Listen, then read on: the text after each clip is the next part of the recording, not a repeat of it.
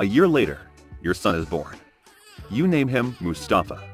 You hold him for the first time, and something cracks open inside your chest. Not pain, joy. Finally, somebody that you can call family. And as you look at his tiny, screaming red face, you think, I want better for him. Until you realize you have no idea what better means. The only life you know is this one. In your search for better, you move out of the barracks. You help Fatima run the fabric shop. Technically, Janissaries aren't supposed to trade, but nobody cares. Half your Orta run businesses. Your Korbachi owns 3 shops and hasn't touched a musket in 15 years. He also pockets the annual pay of 120 ghost soldiers who don't exist.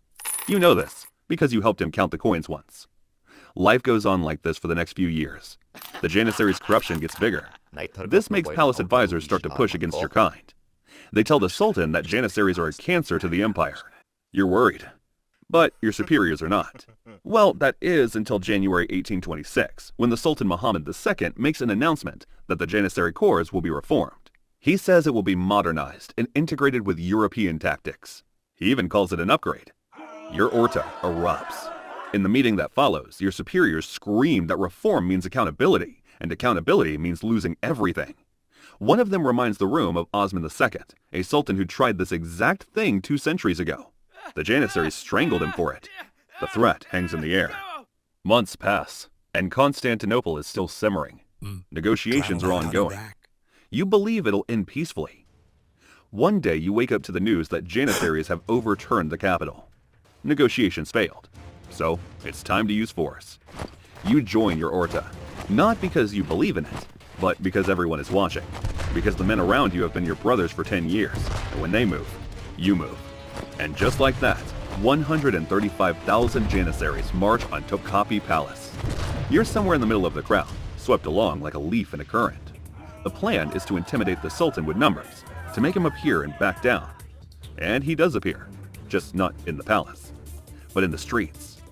He's holding the banner of the Prophet Muhammad, the most sacred relic in the empire. There are Islamic religious leaders, imams, behind him. He even has the entire religious establishment accompanying him. He raises his voice over the crowd.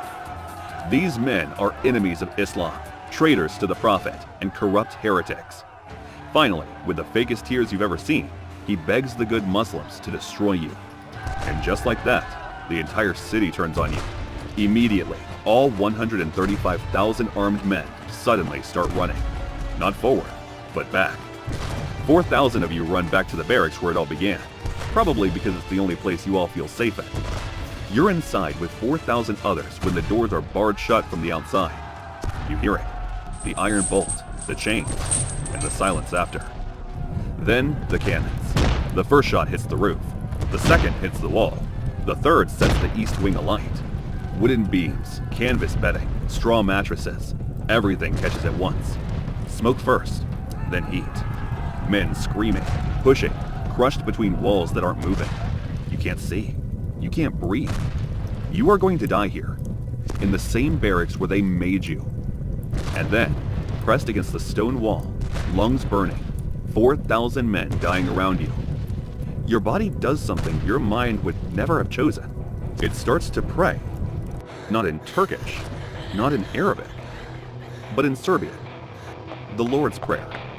The one your mother taught you before you even knew what prayer was. You don't decide to say the words. They just come. Like they were waiting all along underneath everything else. Like no matter what they wrote on top of you, the original was still there. And as you pray, the smoke clears for 1 second near the base of the east wall. And you see it. Your old secret passageway. You forgot it existed. You forgot it for years. But your child self remembered. The part they couldn't reach. The part that dreamed of Slava, Koliva, and brothers fishing in a stream. You crawl while everyone else runs the wrong way. Your hands find the third brick. You pull. It moves.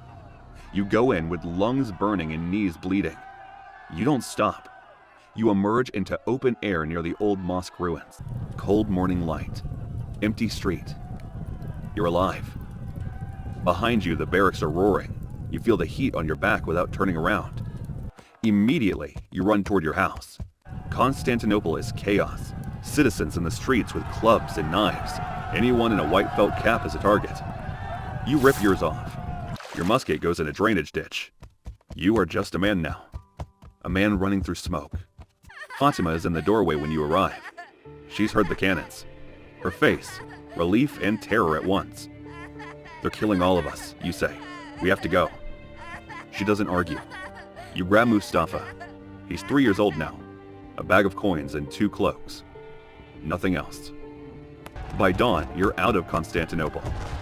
And in your mind, there's only one place left to go. A place where you do not have to speak Arabic. A place where you can eat all the koliva you want.